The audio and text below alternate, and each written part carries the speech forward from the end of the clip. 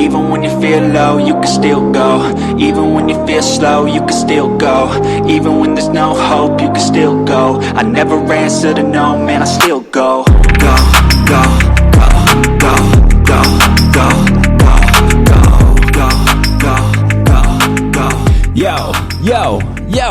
Yo, what's going on, ladies and gentlemen, boys and girls, children of all ages? It's your hostess with the mostest. It's PKR, Pastor Keenan Riley, and we are back with another episode of People Suck, Love 'Em Anyways, where everything is made up and the points don't matter. Nope, that's whose line is it anyways? Great show. It is a great show, man, and I grew up on that. It was a good show. I mean, this podcast is basically that show. I mean, we don't plan anything. It's all improv. Yeah, for real. That is true. Like, we plan absolutely nothing. We literally sit down with a clean slate every time, and we're just like, hey, we will go where the show takes us. And I feel like for the most part, over the last couple of years, it's worked out pretty good. Yeah, sure. I mean, we may end up each episode with a hoedown, you know? Yeah.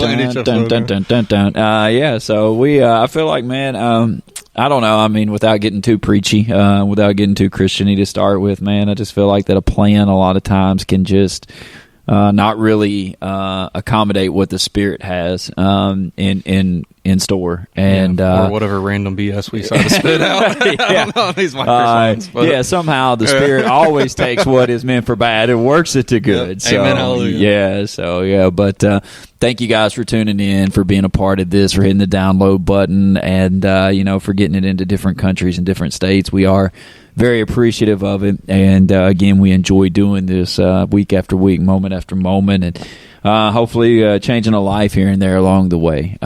So, because if we're not, we should just go home and amen. Go home and eat lunch. Go home and eat lunch at that moment. So, but we pray that you had a good week, and pray that everything's been good over on your end of things. And today we talked about the topic scared of your story, and we really hit on some high notes as far as or some high points, I guess I should say, of Christians being scared to talk about who they were before they met Jesus, and which is why we will not be having an episode today.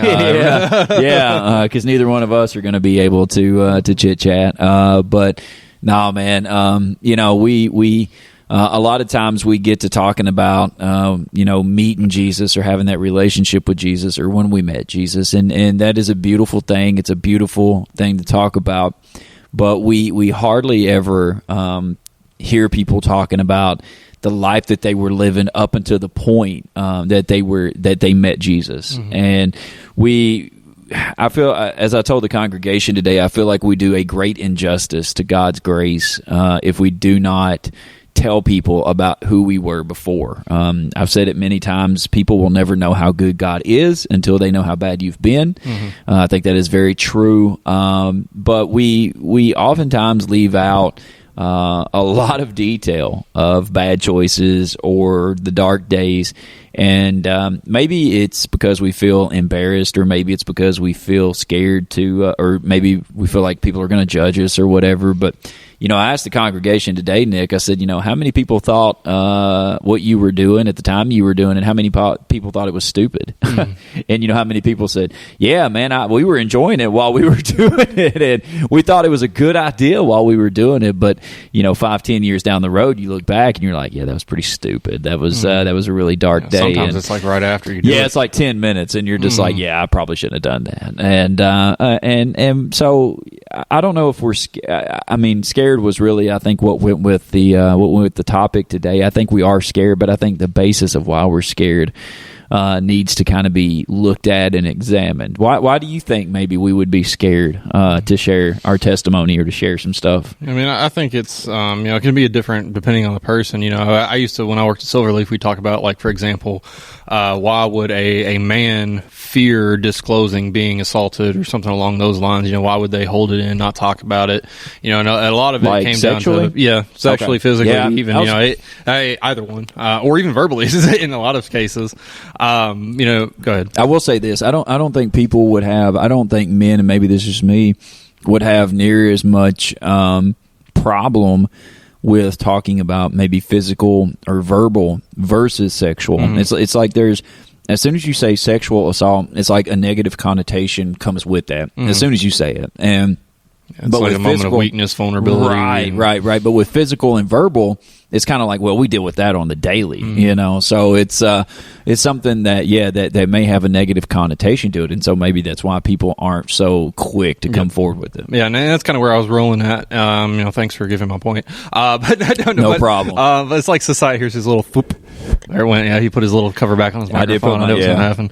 But I think it's interesting because like we as men, as a guy who struggled with mental issues and things, talking about depression, talking about anxiety, how it was difficult because I think a lot of people we struggle with the idea of talking about it because in society standards, men are deemed the stronger sex, the people who are supposed to be strong and protective and not deal with things and face problems head on and fight things and have this strength and so society standards says if you talk about mental illness, if you talk about abuse, if you talk about this or that, then you're no longer strong, you're weak, you're less than, and it's not true, but it's like it's like a cloud over your head. You feel like if I say this, then people are going to say this about me. So ultimately, I think where Keenan was starting with, why do we not talk about what we deal with? Why do we not talk about what we've been through? And I think it's honestly just fear of what other people are going to say. I think, there's that internal thing of, because oftentimes when we think, our anxiety makes problems bigger than they are.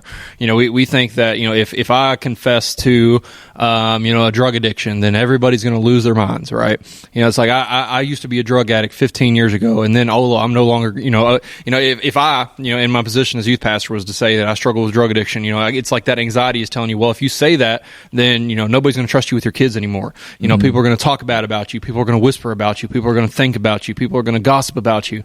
And it's that unfortunate consequence that comes alongside, confessing something. Yeah. But again, our anxiety makes things bigger than it actually is. Our anxiety says everybody's going to talk about you. Everybody's, you're going to be cut down. You're going to be this. You're going to be that. But it's not often the case 100% of the time. Typically when you say something, your anxiety makes it bigger and worse than it actually turns out to be.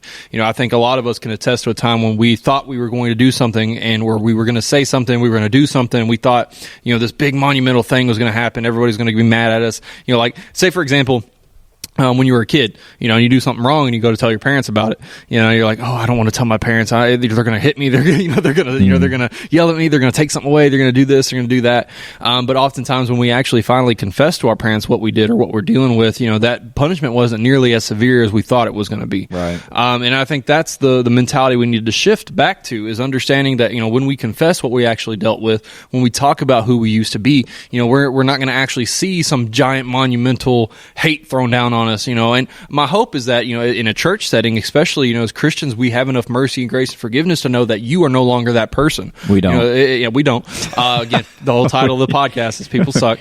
Most churches don't. Yeah, most churches don't. Most people will hold that over your head. Most people will gossip about you. And if we're just keeping it real. Yeah, exactly. If we're keeping it real, people suck. That's the name of the podcast. That's what we talk about a lot. But, it doesn't mean that we talk about this a lot too, other people's reaction shouldn't determine our obedience.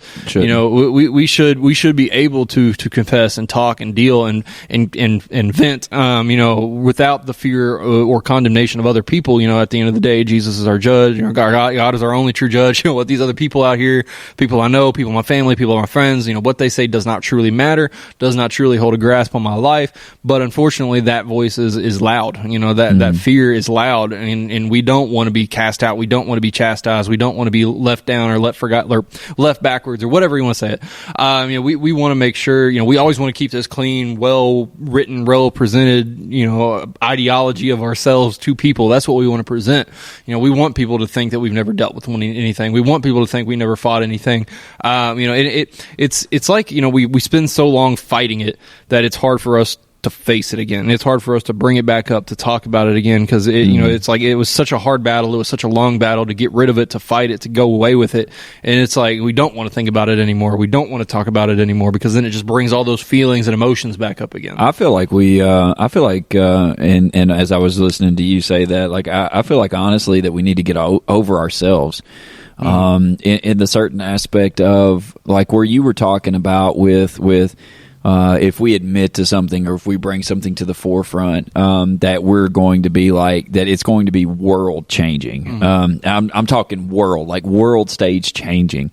And I think we need to get over ourselves in that aspect of thinking that we're literally like that meaningful to everybody out there. And I don't mean, like, I'm not trying to demean people or trying to say you're not important or anything like that. But I think it would. I think you know, we're in Hodgenville, Kentucky.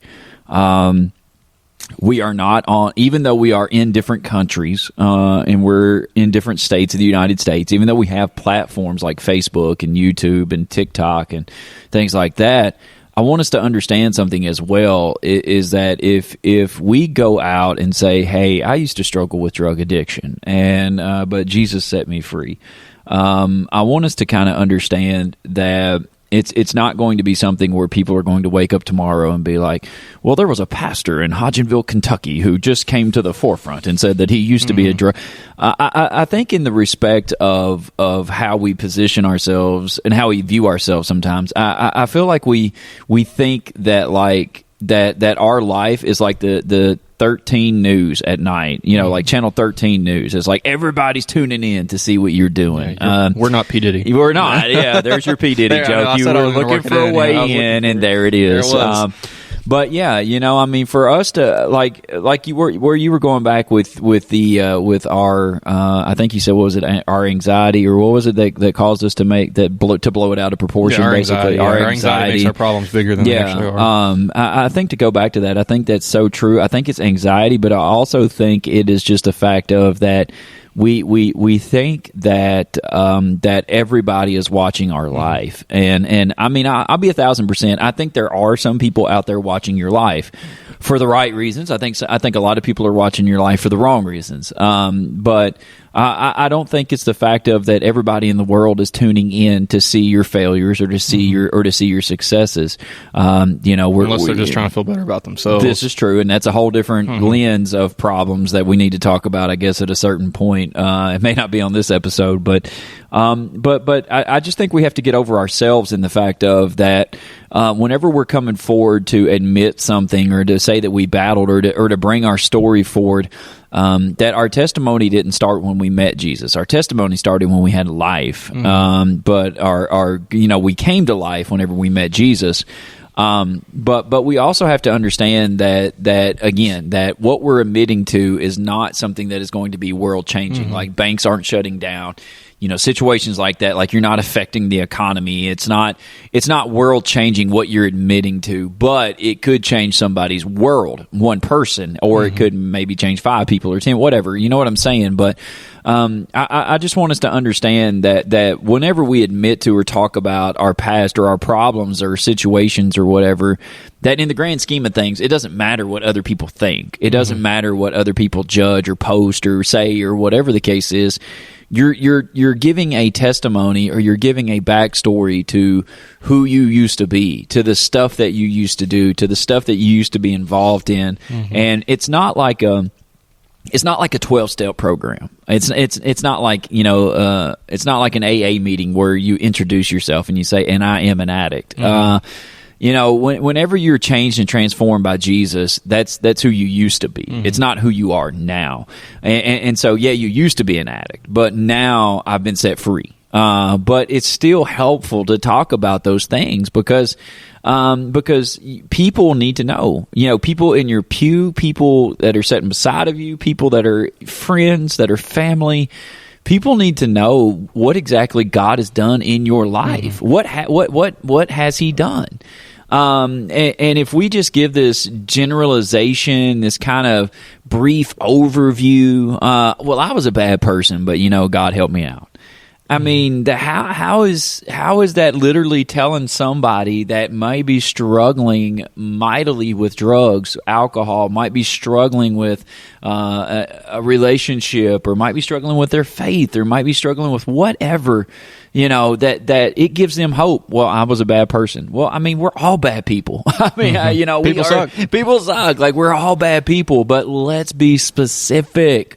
let's be transparent. Let's bring our stuff to the forefront. What has God done in your life that could literally give somebody else hope? That's the question you need to answer. And I think sometimes, it's important to tell our testimony, but maybe it's equally important to be careful who we tell our testimony to. Okay. In the fact that, let's be honest. I mean, I'd say if you're well connected in your church, or your business or organization or family, who you can and can't tell certain things to. Like who the church gossip is, who the workplace, water cooler gossiper is, who that person you're Scuttlebutt. Is that the word for that? Yeah, it's Scuttlebutt or something like that. It sounds right. I feel like I've been waiting a while to use that word. Yeah, good job. Go ahead. I'm proud of you. But you know who those people are. Now, again, I'm not saying that you shouldn't give your testimony in front of everybody in your church. Because there may be somebody sitting in those pews who, like you, they were afraid of admitting what they're dealing with, and they're still struggling with it. And hearing your testimony in front of everybody will give them the strength to deal with it or to present it or whatever else you want to say. But I do think it's important, to be careful who you confide in. Sometimes it's important to be careful who you are transparent and honest with, because some people will take that and use it. Now, at the end of the day, it doesn't matter. If they're going to use that against you, that's not your fault. That's their fault. That's on them. They're going to answer for that, not you. You were obedient. You shared your testimony. You did what God has called you to do. That's awesome. That's amazing. What somebody else did with that testimony is 100% on them. And at the end of the day, unfortunately, we put too much weight on other people's opinions. We put too much weight on other people's thoughts and ideas about us. But we need to stop putting so much weight on those thoughts and ideas of other people. To be willing to say that you struggle with something, knowing that Cheryl over here or Bob is going to say something about what you said, and they're gonna talk to other people about it, and they're like, I can't believe he used to deal with that. I can't believe he works with kids. I can't believe he does this. I can't believe that after everything he's dealt with. That's why it's important, I think, to be careful, but also it's important to be transparent. It is kind of oxymoronic. You say you have to be willing to say. I think I just blew his mind with that word. But I just looked up Scuttlebutt. Oh, it's Scuttlebutt, not but. What did I say? Scuttenbuttle or something like it. Yeah, it's actually Scuttlebutt, and it's a slang term for rumor or gossip. The term is similar to the concept of a water cooler in an office setting where people gather to chat. Good job. So I knew kind of. I was like 82% right, man. 82%. Yeah, right. I'd say you were about 95%. Right, it's close enough. Yeah, you did pretty good. But again, I think because there's that part of us who's like, I want to be guarded. I want to be careful about who I share my testimony with, because I know if I say something to the wrong person, it's going to get out, and it's going to spread, and it's going to cause bigger problems. We've all heard of that. I think it's what they call the telephone game, or something like that, where one person tells somebody something, and then it goes down the line over and over and over again. It ends up being a completely different story than what you started with. Right? Yeah, but I think the principle still applies. If you're an adult, or an adult person in church, you may say something as a testimony here, and then they take that out in the community and talk about it, and it becomes this big monster. And I think here would be a good rule of thumb. If you don't want somebody to tell the wrong story, then tell your story. Mm-hmm. Man, I feel good about that one. I feel good about that one, bro. I was going to say, I think, like, going back to that game that you were just talking about, whoever is responsible to start out the game, and then whoever's responsible at the end of the game to tell what they were told. You could cut all of that out by the first person going to the last person, right? But we don't ever do that. And get on Facebook and post it yourself, rather than wait for somebody else to post it, and then tell somebody, and then tell everybody to respect your business and privacy. That episode of The Office where I don't know if you've seen, like, Michael, like, there's somebody posts some obscene watermark on the paper, and he's like, we have to tell the media. He's like, was the media asked? He's he's like, we have to get ahead of the story before the story controls us. I remember that episode. Yeah, I remember. Yeah, and it is true. It's like, if you don't want somebody else and people are going to talk about you regardless. But I say, put your story, put your narrative out there, and let people choose to believe what they want to. But if you stay silent on the sidelines and let everybody else make up a situation about you, then people's minds are going to be made up. But if you just nip it in the bud, go to the forefront and say, instead of having 28 people blow drug addiction 20 years ago out of proportion, why didn't you just come forward and say, yeah, I used to be a drug addict. I used to do some stuff. I used to think, whatever. And let's just nip it in the bud and go forward with it. I don't know, man. I think people, like I said, are very, very, very tied up with what other people think and the judgment of that. But I also think we just live in a weird culture. Yeah, we do. I hate saying it, but like the whole cancel culture mentality. We do. I know there's like 3 or 4 political figures right now in the news for things that they did 20, 25 years ago, things they said 20, 25 years ago. And it's just like, it's tough. Everybody makes bad decisions. Everybody does stuff wrong. Like, nobody's perfect. And yeah, I mean, I think we feel like that if it was done 20 years ago, 10 years ago, it's in a closet. We'll never talk about it. It'll never come out. And that's not the case. Like, that's not the case at all. And I know, like, you don't want to get up and try to give a account for everything that happened in your life. Like I didn't stand up here today on stage and give an account for everything that I'd done in my life. But what I did is literally hit some high notes and tell you, hey, I didn't want to be a Christian because, or I didn't want to give in to God because, and I hit some high notes. I didn't want to throw away the life I wanted to live. I didn't want to treat people the way that I didn't want to love everybody. I didn't want to forgive people. I didn't want to be gracious to people. I didn't want to do that stuff like that. No, that wouldn't benefit me. That wouldn't benefit me. That's not going to further agenda my plan or further promote my agenda along the way. It's like, come on now. I'm not going to give up what I've got planned in order to go chase this purpose that I have on my life that God created. Why would I do that for? And so, I mean, there's things, man. There's layers to it. And we're not saying that you have to be forthcoming with stealing bubble gum, when you were 7 from a store. But if you've been through a trial and a situation in your life, if you've held a blade to your wrist and thought about killing yourself, or if you've been in prison, or if you've beat addiction, or if you've those are monumental situations that if God helped you through them and out of them and on the other side of them, that you don't need to cover those up, man. That those are literally just huge acts of grace and mercy and love from God on our lives to literally have a testimony to be able to share with people, and you can draw so much support and inspiration from people's words because you might be dealing with a similar situation somewhere along the way. Yeah, I know. I think it's just another. I mean, we've been talking about this. I feel like it's been a theme for the past couple of weeks, but to me, it's just another side effect of how selfish we are. We're so concerned with the ramifications of what we say on our own life that we don't think about the possible benefits it could have on someone else's life. I'm not going to tell people what I've been through because I don't want people to think bad of me. But we don't think, hey, if I say this about myself, it may help somebody else going through something similar and help them get out of it. And I think it's just another example of how we as Christians, we as humans are just naturally inherently selfish. And that ends up holding us back. It ends up holding the church back. It ends up holding other people back. It ends up holding ourselves back. And I think we just as a whole need to become more brave, more courageous to face what we've dealt with head on and to really talk about it, to disclose that, to encourage other people to do the same. And also, not to condemn others when they do it. We don't want to be condemned when we, confess, when we testify. We don't want people to condemn us, talk bad about us, gossip about us. We need to make sure we're not doing the same for others. When we find out that, Bob is dealing with this in church, we don't need to be telling 67 other people in the church that Bob's dealing with that. We need to be praying for Bob, encouraging Bob, and helping other people like Bob. But again, we as, unfortunately, and as I guarantee you, everybody listening to this knows somebody in their church, somebody in their community, someone in their workplace, a scuttlebutt, who sits there and talks bad every time they find out a little piece of gossip, a little piece of information. They're sharing it and spreading it like wildfire. And you've got to stop that, because all you're doing is trying to you're prostituting someone's story out for your personal gain. I think that's just, I'm honest, I'm guilty of doing it. I know Keenan's guilty of doing it. I'm gonna throw you under the bus too. But we've been guilty of doing that kind of stuff. I've not been guilty of prostituting anything in my life. Yeah, okay.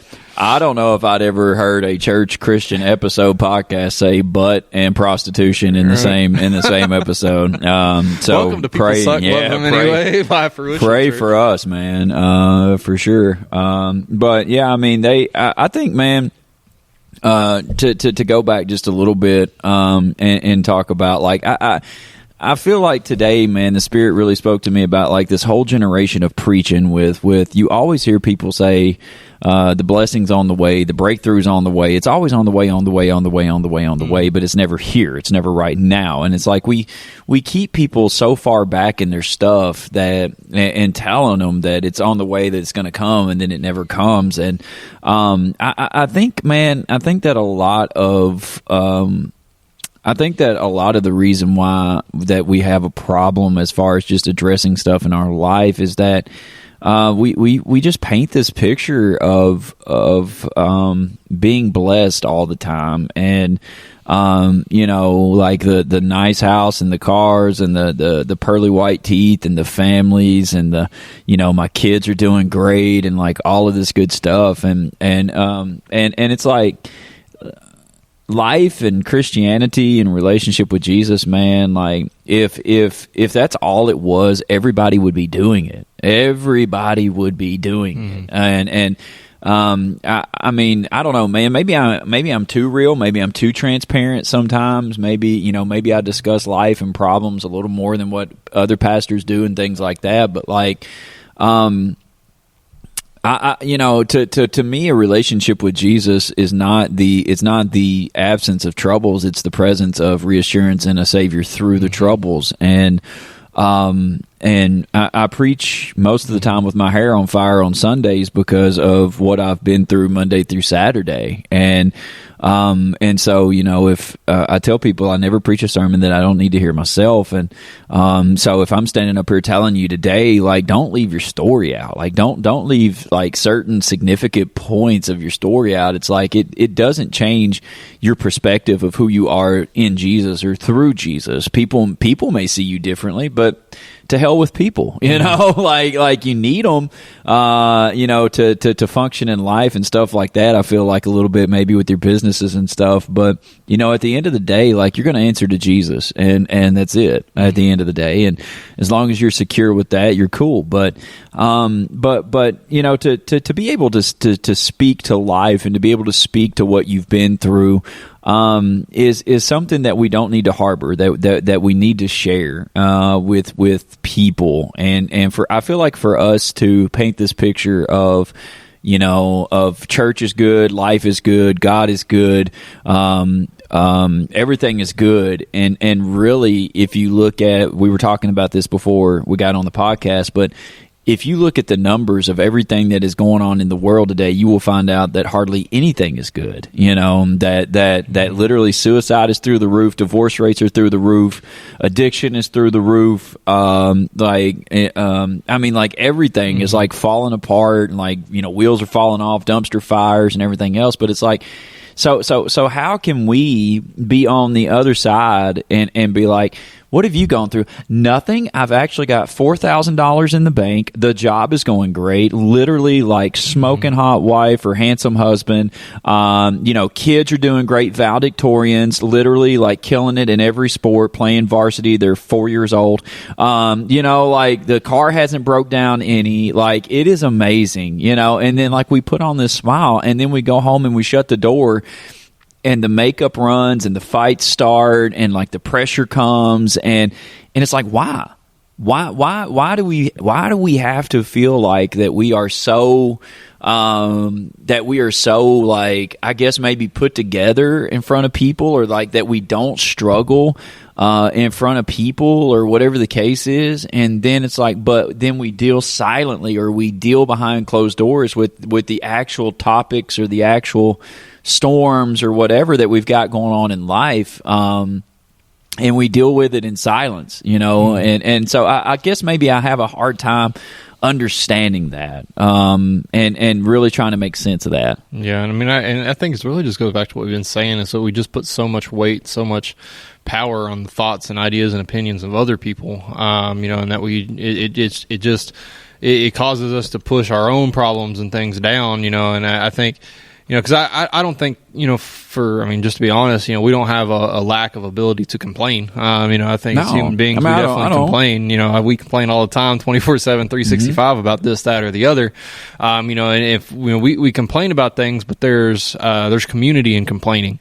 I think it's just sometimes it can be a competition. I've got it worse than you got it, or whatever you want to say. But I think a lot of times we're very open and able to complain about what we're dealing with, because other people are going to complain, but like, yeah, life sucks right now, right? Yeah, it does suck. The economy sucks. I'm having a hard time. You having a hard time? Yeah, I'm having a hard time too. Everything's going, but it's almost like we're afraid that our testimony is unique.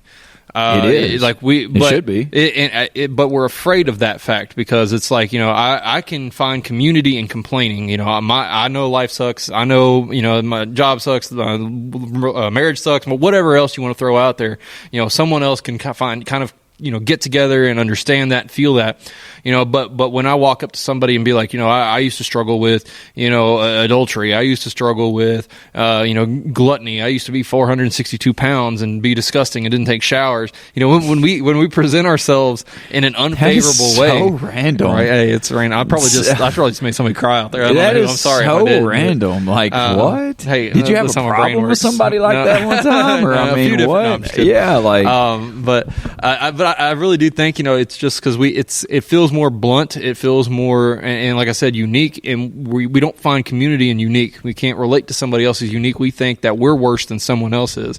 We think that our problems are worse than someone else's problems. We think that, it's like this gross, this disgusting feeling we have of regret of, like, if I say this, it's like, I can complain all day about how, I'm underpaid and whatever else, but like when I sit there and complain that I struggle with, drug addiction, people are going to look at me weird. They're gonna kind of stay away from me at church. They're not gonna accept things from me anymore. They're not gonna listen to me the same way anymore. But again, I think that's that anxiety just telling us, hey, you're worse off. You're worse. You're worse. You're worse. You're worse. Don't tell anybody. They're gonna think worse of you. Your life's gonna be worse after this. Life is already hard. You don't want to make life any harder. Don't say this. Don't talk about it. Don't talk. Hide it. Keep it. And it becomes this monster that we deal with on a daily basis. I think what's crazy to me is, like, I think people. Not all people, but a lot of people who struggle with addiction, working in that field and hearing stories and testimonies, they are the best at talking about it. Because they talk about, and they're very passionate about talking about, how they used to struggle, what they used to feel, those thoughts they used to have, I think, like Eminem just came, I know this is going to be completely off topic for anybody that listens to this podcast, but, he just came out with a song with Jelly Roll, about his addiction, and he talks about how he wishes he could have been there for his kids, and he names each one of his kids and talks about a situation that he wishes he hadn't missed because of that drug, and because of what it did to him, and how, that pill convinced him it was more important than his daughter, and like all these different thoughts and things that they fight and deal with and struggle with, that song is so powerful. Even like I didn't struggle with drug addiction, but I can understand his helplessness in that situation. How he felt like he was basically just reliant on this monster in his life that told him this is how things are now, and he lost control. And I think we oftentimes want to feel like we're in control. We want people to think we're in control. We want people to think we're put together and know what's going on. We don't want people to think we don't have control. And I think that's I don't exactly know where to go from there. It's a fact. Like, it's just like, I think we don't want people to know that we're out of control, because once we're out of control, then it's just like there's something there after that point that we're afraid of. Well, I think we spend a lot of time like building, whether it's a reputation or let's just be honest, like situations that come to light really determines who's for you and who's against you, and who's with you in good times and bad times and so on and so forth. So, if you bring to light today that you're struggling, and I think the low fruit is the drug addiction or the alcohol or whatever, but it doesn't have to be just that struggle. It could be mental, it could be physical, it could be emotional, it could be financial, it could be spiritual, whatever you're struggling with. I think if it comes to light in terms enough, like where humans consider it big, it's sin to God regardless.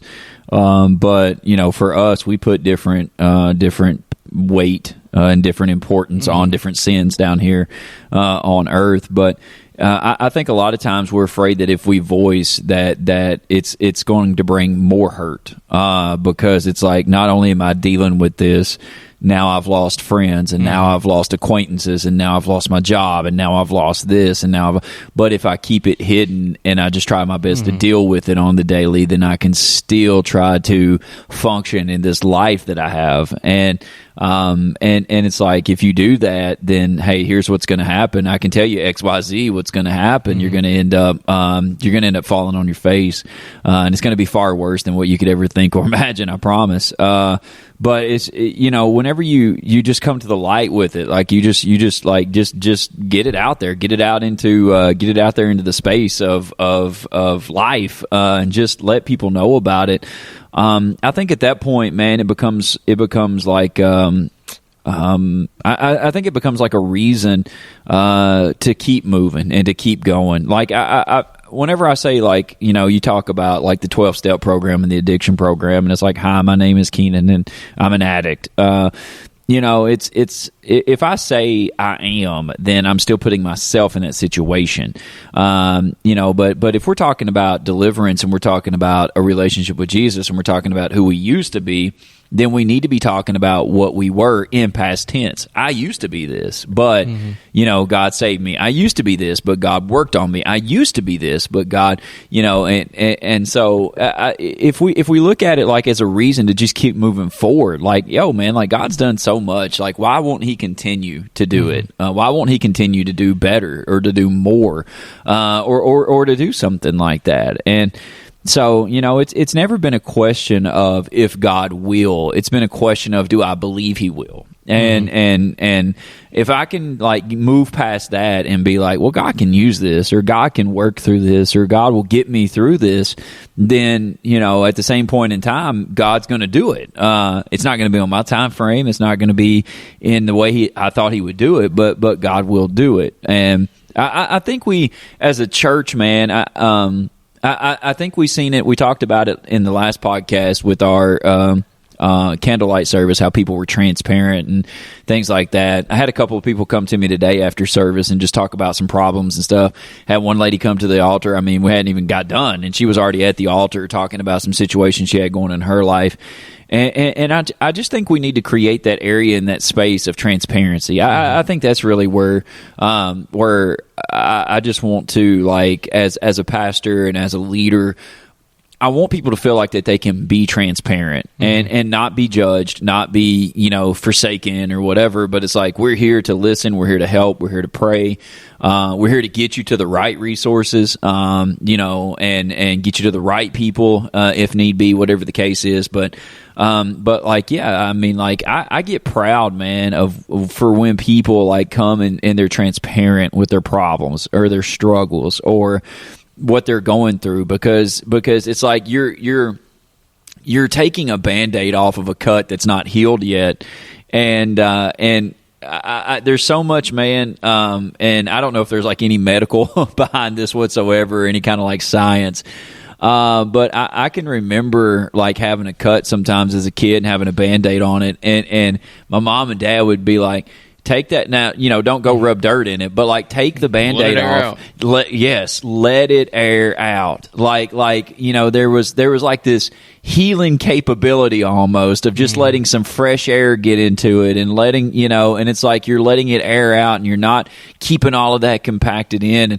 And I feel like it's the same way, man, whenever it comes with being just transparent about life and about struggles and about situations or about who you used to be or whatever, that you're taking that Band-Aid off and you're like, yeah, I'm letting it air out. Like, and to me, there's such a freedom in that I want to convey to people, and I want people to really embody and to start living from their self. And I'm not saying it has to be a 24/7 gripe, bitch, and complain session, but what I am... Bleep that out. No, it's fine. We've already said butt and prostitution, so I feel like I can throw that in there. Yeah, I feel like I can throw that in there as well. But it does, like, I don't want you to feel like it's a 24/7 just gripe session or complain session.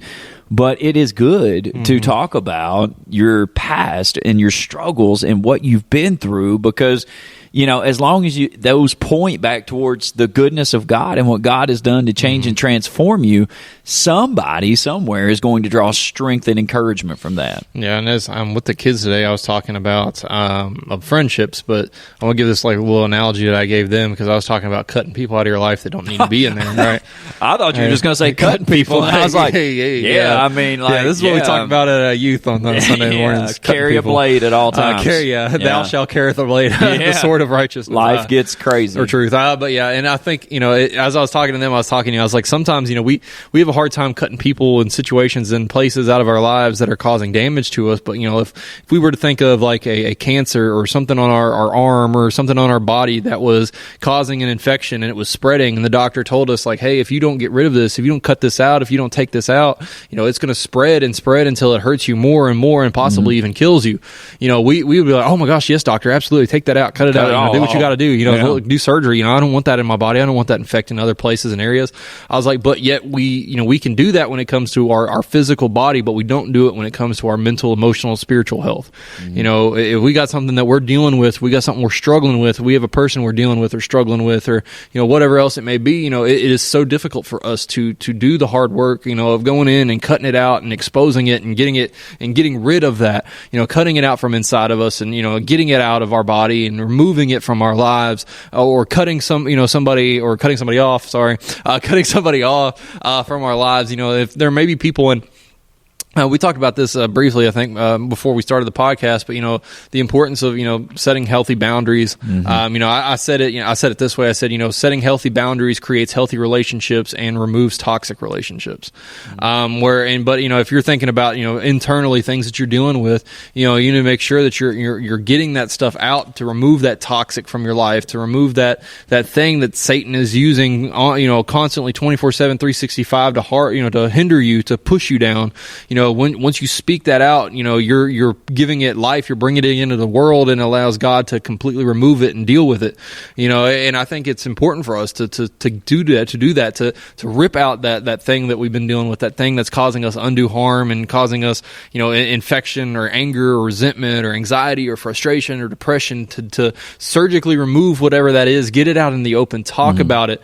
So that way, and we talk all the time about how, it almost I know it annoys me, like when people post an unspoken prayer request, right? And I'm like, you getting annoyed? Just I know who'd have thought, who'd have thunk it. Come on. But just like unspoken prayer requests, I'm like, tell me what it is that you're struggling with. Tell me what it is you're dealing with. Tell me what it is you need prayer for, so I can come to the feet of God with a very specific prayer. Now, God already knows what you're dealing with. God already knows what you're struggling with. But I do believe that there is power when you are specific. Yeah. When you are, very, you give a detail about what you're dealing with and detail about what you're struggling with, so that you can come to the throne room of God and we can come with a specific prayer and we can speak against something specific with the power and authority of God. And so, I think it's just important for us to get that out, to rip it out, to do surgery on ourselves, to get these testimonies out and to remove them and to get them out into the world so people can hear about them and see about them. And, they as like in the medical world, they remove something out, they may write a medical journal to help somebody else out to get that out of their lives. Yeah. You can get that testimony out, get it out into the world so other people can hear it, other people can learn from it, and other people's lives can be changed as a result of it. Yeah, the crazy part, whenever you're talking about just cutting people off and things like that, man, that's loud. That was loud. That was really loud. Yeah. Speaking of cutting, yeah, but whenever you're talking about things like that, we have to understand that exposing, I feel like exposing what we've been through or what we're going through will literally expose who is going to be, again, down with us and for us and with us through every situation. And I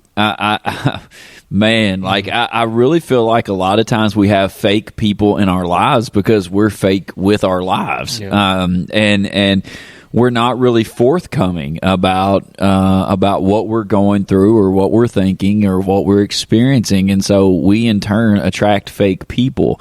Might be a good Facebook post sometime later this week. Yeah, right. Like, if you have a bunch of fake people in your life, maybe you should check if you're fake. Like, I mean, like, like minds usually. Yeah, usually, like, I feel like minds usually attract, and so if you have company. It does, and I feel like if you have a lot of drama or a lot of, like, I would literally go back and look and say, are you drama? Like, do you like drama? You hear that, Taylor Swift? No. Yeah, right. Like, don't speak too loud, man. I got Mahomes, man, playing this evening, so I need him to throw up about 40. I don't need a Taylor distraction at the game or anything like that. So, but yeah, like I feel like that there's such a need to be real, and like I think that's something that really man, I don't know, that just keeps coming back to me like time and time again. Is just the fact of being real, being raw, being real, authentic. There's a lot of different words. That's what the source was for. Yeah, this is true that I still haven't read, but there was this saying that I always grew up hearing: "What you see is what you get." What you see is what you get with them. And I used to hear that and think to myself, like, okay, sometimes that's good, I guess, but sometimes they can be like really bad too, right? Sometimes that ain't a pretty picture. It's true, but if what you see is what you get type situation. I feel like there's some validity in that, and I feel like there's some what can I say, simplicity maybe as well. But I truly just feel like, man, that we wouldn't have the negative aura surrounding aura of church surrounding the church if people would just be real. You know what I mean? If we were to come in on a Sunday basis, Wednesday basis, or whatever, and we talked about it today a lot about coming in and sitting down and not being this picturesque group of people that look like that sometimes like it's like, are we taking family pictures? Like what, like everybody is just only like on Easter, giving this fake cheesy smile, and it's like and they're like, they're stiff necked, and it's like okay, how's life? Life is beautiful. It is wonderful. It is. I've never been so grounded and centered in my life, and that's everything. Exactly what you said last Sunday. And was it? Yeah. I was like, "How you doing?" Oh, I got outside. I got my feet in the grass. I feel grounded. Yeah, I was like, with my back against the tree. And no, it's not. The tree's on fire. And but it's like I truly feel like that's the reason why a lot of people feel like that they don't fit in churches. And it's not and I even struggle with this. I tell people this, like, this building that we're in, it's old, it's falling apart, it's moldy, it's and I know people are like, are you in a basement? Are you in a cellar somewhere? Might as well be. Might as well. No, the lighting is poor. But yeah, it's like, so whenever I go into an actual church that is like churchy, I feel kind of out of place sometimes, right. and I'll go in, I'll sit down, I'll be like, what can I do and what can I not do? Like can I wear a hat? Can I not wear a hat? Can I eat in here? Can I not eat in here? What can I do exactly? Can I be loud? Can I not be loud? Can I be real? Can I not be real? How far do I need to go? And it's just like, I just wish that we could come in, sit down, and be real, be transparent, and that was what. So I don't even think we mentioned a scripture today or the basis of what we were talking about, but Paul was literally just giving his testimony before kings and judges. That's what he was doing. He was standing trial for preaching the gospel and going against what belief system there was established at the time by the Jews. And Paul, instead of, preaching 37 sermons and reading scripture and talking about this, that, or the other, like, Paul just looked at these people and he said, you know what? I used to kill Christians. I used to persecute Christians. I used to vote against Christians. I tried everything there was to wipe out Christianity. I hated Jesus. I hated what he stood for. That's what Paul said. That's how he started out. And then he said, but one day on the Damascus road, I saw a light. Jesus changed my life. I caught fire for him. And then I went into every nation that I could, and I preached the gospel, and I told people to change their life through repentance and salvation. And I'm like, man. And so he starts with what he struggled with. Mm-hmm. He brought it to climax with the meeting of Jesus, changed his life, and then you see this beautiful picture being painted of Paul spreading the gospel throughout the world. And literally, King Agrippa's response to Paul was, in this short amount of time, you've almost convinced me to be a Christian. You know, like in the short amount of time that he heard Paul speak, Paul was passionate about what he was saying. He literally said, I used to be the worst human being ever, but Jesus. And he's like, man, you almost convinced me to be a Christian. And it's like, I feel like that, I guess to round it all back up for me was that we oftentimes don't share with people about Jesus. Why? We like to use the excuse of, I don't know enough scripture, or I might misquote something, or I might say something wrong. But we should just be telling our testimony. Mm-hmm. Like, if we've truly met Jesus and he set us free from what we struggle with and been through, our testimony is enough. It's enough. But if we don't leave out. Yeah, it's like maybe that person in Walmart checkout line doesn't need to know you murdered 7 people before. But I mean, you can say, I was a murderer. Yeah. You can say, like I literally, like I have done some really bad things, lady. Like I have killed people. All right, she may switch lines, but hey, you did what you're supposed to do. Well, I mean that's where it is, man. I truly think that if it's a God moment, that you can be real. You don't have to go into gnarly details. But I do think that you can be transparent and that you can say like, hey, look, like this is the deal. This is what I used to be, but God, Jesus changed my life, or whatever the case is, and then you can start, talking about the beauty. I said this, and I'll turn it back over to you. But I said, I asked people today, what is your favorite movie of all time? Like the movie, man. Okay, Ghostface. Ghostface? No, I mean, what's your favorite movie? I was like, what are you talking? Like Ghostface? That's a movie? Yeah. What's your movie, Sydney? Yeah, that was good. But anyways, I was a 90s kid. I said, hey, Predator, Bloodsport, Days of Thunder, Top Gun. It's a wonder I turned out as decent as I did, I guess. But anyways, the question I posed today to people was that how mad would you be if your favorite movie, you hit the play button or you turned it on TV, and how mad would you be if the movie started at the climax moment where the good guy took over? Like you literally turned it on, and like I just see Tom Cruise flying through the air shooting planes down, and I'm like, okay, he lands, everybody celebrates, movie over.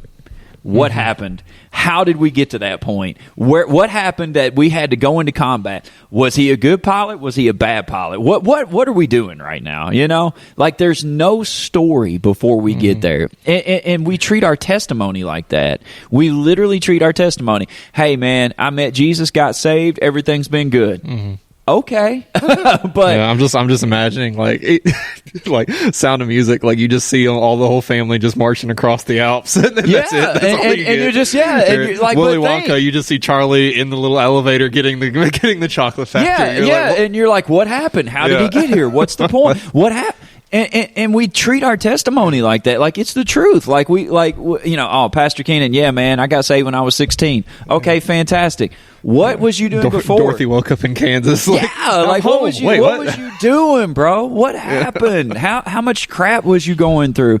Man, I got saved when I was 16, bro. Deuces. Like, I love Jesus. What? Like, it's not even been a cakewalk since I knew Jesus, since I met Jesus. Like, I could still tell you stuff that would like literally straighten your hair out if it's curly. Like, it's like this is not rainbows and butterflies and unicorns and things like that. Like, this is real life stuff that we have to be transparent and real about, but we also have to tell the whole story. We also have to tell the whole situation in order to know that God didn't just save you, man, but like God literally changed your life. Yeah, absolutely. And we've been talking, I think, again over the last few weeks about how important, how powerful your testimony can be.